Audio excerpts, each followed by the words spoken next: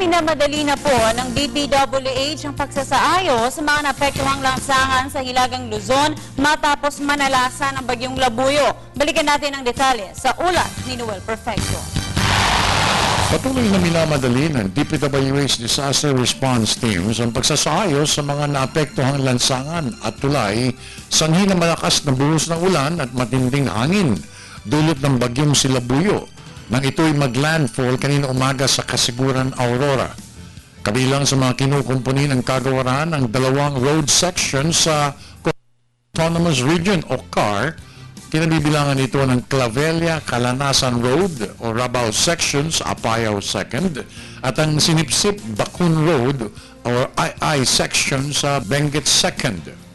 Sa bahagi naman ng Nueva Vizcaya, pinasarapan samantala ng Region 2 District Engineering Office ang daang Maharlika sa kahabaan ng Solano Diadi Section, sanhi ng landslides sa Cordillera Autonomous Region at ang bumagsak ng mga puno sa Region 2. Wala naman tigil ang clearing operation sa mga gumuhong lupa o landslides sa Sirera, Calamasan Road sa Apayao, habang patuloy rin ang pagtanggal ng mga bara sa binahan ng Leonard Wood Bridge sa Baguio City. Lahat naman ng mga lansangan patungong Baguio City ay possible. Samantala, pinagdahan-dahan na rin ng DPWH ang mga motorista sa pagdaan sa one-way traffic zigzag road sa Marcos Highway, partikular sa barangay Bayaksan, Tuba, Benguet.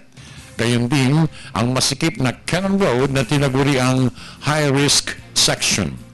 Samantala, bukas na sa motorista ang Sigeron Bridge sa kahabaan ng Agustin Santa Maria Road sa barangay Hinugasan, San Agustin, Romblon. Matatandaan na isinara ang nasabing tulay na maapektuhan ito ng malakas na ulan dulot ng bagyong si Kiko kamakailan. Para sa Telebisyon ng Bayan, ako naman si Noel Perfecto.